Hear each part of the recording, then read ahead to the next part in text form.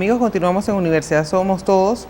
Hoy estaremos conversando sobre los últimos acontecimientos que embargan a todos los venezolanos, las decisiones y acciones de la Sala Constitucional del Máximo Tribunal de la Nación, donde se anulan las competencias de la Asamblea Nacional Venezolana. ¿Existe ruptura del marco constitucional?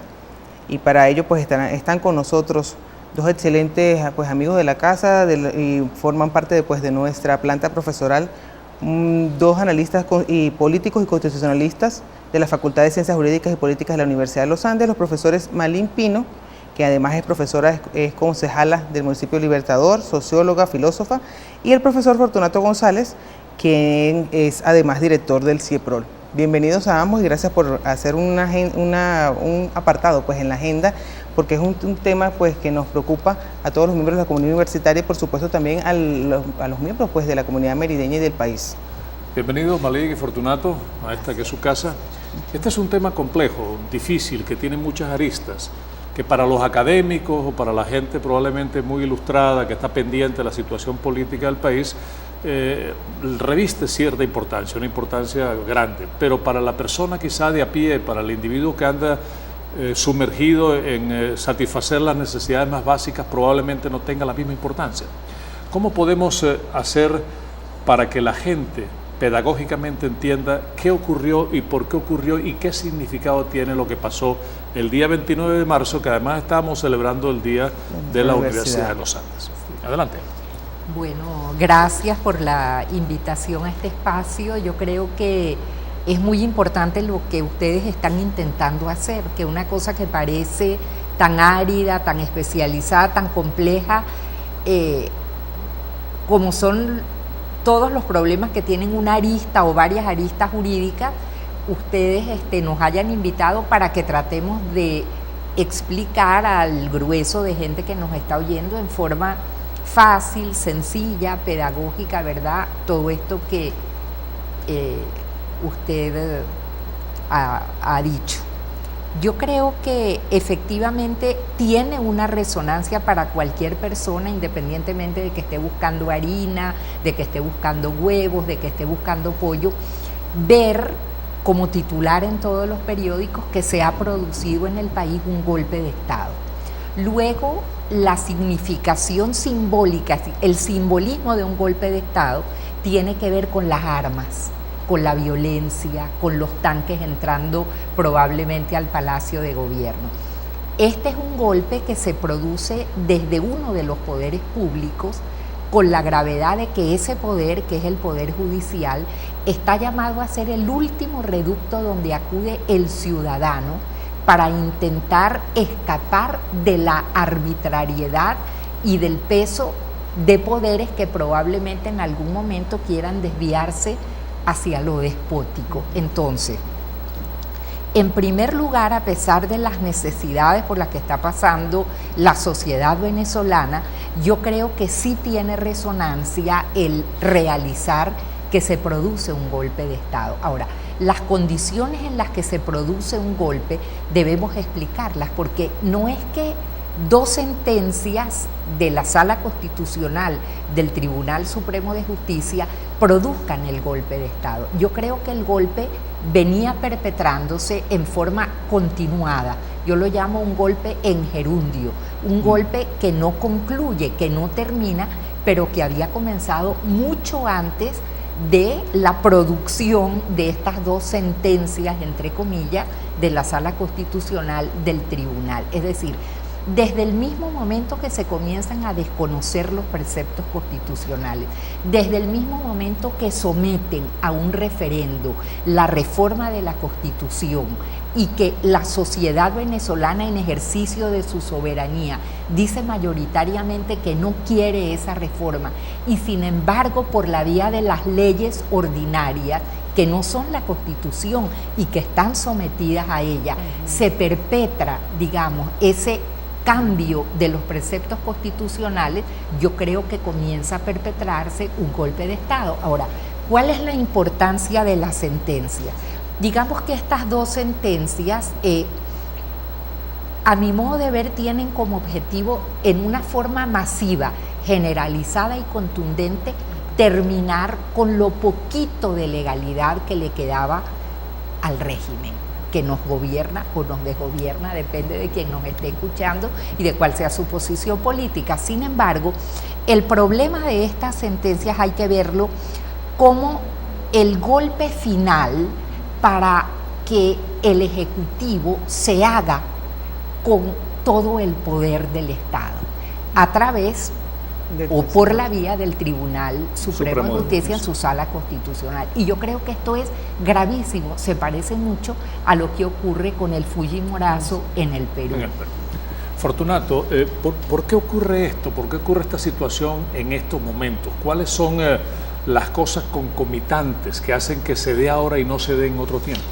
Estoy de acuerdo con la doctora Malin Pino que esto venía sucediendo.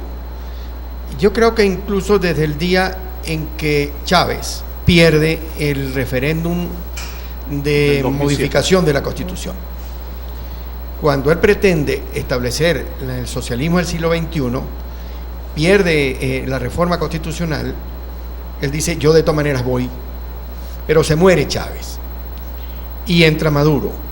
Y Maduro no solamente entierra la Constitución o quiere enterrar la Constitución, sino también el socialismo del siglo XXI. Porque Maduro forma parte de otro concepto de poder, de un concepto de poder que tiene más que ver con el poder por sí mismo y no por unos objetivos ni constitucionales ni revolucionarios, sino por el simple poder. Es increíble, pero hay una degeneración en la democracia venezolana muy grave.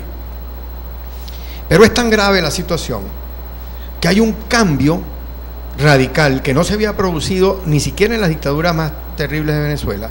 Hay un cambio radical en lo constitucional, porque la sentencia modifica la república constitucional democrática que nosotros tenemos desde 1811. En 1811, cuando nos damos la independencia el 5 de julio y luego el Congreso Constituyente redacta la primera Constitución, nos definimos como república, frente a lo que es una monarquía hereditaria o frente a lo que es una dictadura o estos tipos de gobiernos teocráticos de los árabes, por ejemplo, de algunos fundamentalistas árabes. Entonces, Venezuela es una república. Ahora, ¿por qué es una república? Es una república en primer lugar porque todo el poder deriva, está sometido a la Constitución, todo el poder está sometido a la Constitución por una parte, pero además todo poder emana del pueblo. La soberanía no descansa en la corona, ni descansa en Jehová o en Alá, sino que descansa en el pueblo. El pueblo de Venezuela es el titular de la soberanía. Y es el que ejerce la soberanía, o bien directamente, por ejemplo, en un referéndum, o bien en una asamblea de ciudadanos, o indirectamente a través de los 5 poderes. 2 de esos poderes son elegidos en forma directa por los ciudadanos, que es la Asamblea Nacional en primer lugar, y en segundo lugar el Poder Ejecutivo. Y los otros 3 poderes son elegidos por la Asamblea Nacional, siguiendo un procedimiento, por el pueblo, pero en forma indirecta, que está representado en la Asamblea Nacional. Parlamentario. Eso es un aspecto del problema. El otro aspecto del problema es que la estructura del gobierno nacional es legislativo, ejecutivo y judicial. Y luego en Venezuela se agregan 2 más. Pero todo gobierno democrático descansa sobre el voto popular y la existencia de 3 poderes independientes. Pero en Venezuela, además, en 1811, decidimos que Venezuela fuese federal. Eso significa que hay un poder municipal y lo coloca en la Constitución en ese orden. Primero, el poder municipal. Segundo, el poder estatal. Y tercero, el poder nacional, que es el único que se divide. Pero resulta que ya venía el gobierno desconociendo el poder municipal cuando crea comunas, consejos comunales, unidades básicas de no sé qué cosa de batalla, y viene desconociendo los municipios. Y a los estados que le quitaron las competencias básicas en la Constitución, se colocó el principio de la descentralización progresiva hacia los estados, y se desconoce también los estados, para concentrar todo en el poder nacional. Y lo que hace la Sala Constitucional, que como decía Malin, tiene por objeto hacer valer los valores y principios de la Constitución, desconoce esos valores que son esenciales a la definición de la República para constituir en un gobierno o una república un Estado que no es república, que no es monarquía, porque tampoco no se ha heredado, aunque parece que Maduro como que era el heredero de Chávez, pero no tanto como para definirlo técnicamente como una monarquía. Entonces no nos queda sino el modelo dictatorial, el modelo tiránico que concentra todo el poder en el Ejecutivo. En una sola persona. Inclusive comete la Sala Constitucional el error garrafal, que es lo que al mundo le impacta.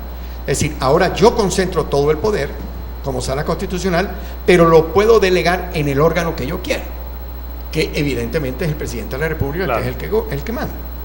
Claro. Entonces, de allí que el impacto de las decisiones de la Sala han sido mundiales, porque en el siglo XXI, a estas alturas de la vida, un país que había sido modelo democrático, pues no puede el mundo tolerar que se convierta en una dictadura. En el hazmerreír de todos. Vamos a dejar una pregunta antes de identificar la estación para desarrollarla en la siguiente fase, ¿no? Tiene que ver con la situación que se genera cuando tú escuchas a unas personas dicen una cosa y cuando escuchas a los adversarios dicen otra. Los fundamentos para la mayoría de las sentencias del Tribunal Supremo de Justicia, que desde mi punto de vista su única competencia es en interpretar la Constitución, pero no puede modificarla, porque para modificarla se necesitaría un referéndum en el cual la gente se exprese, ¿verdad? Lo toma bajo la base de que hubo un desacato de la Asamblea Nacional, que la Asamblea está en rebeldía y que por lo tanto esa es la excusa o la razón por la cual ellos deben sustraerle todos los poderes. Vamos entonces a identificar la estación y vamos a analizar un poquito la situación de ese supuesto desacato, de si hay desacato o no lo hay, cómo se puede identificar el desacato y si ese es un principio jurídico en el cual se basa la sentencia o más bien hay una derivación política de darle todo el poder a una persona para que lo concentre y haga del país más o menos lo que quiera. Ya regresamos, quédese con nosotros.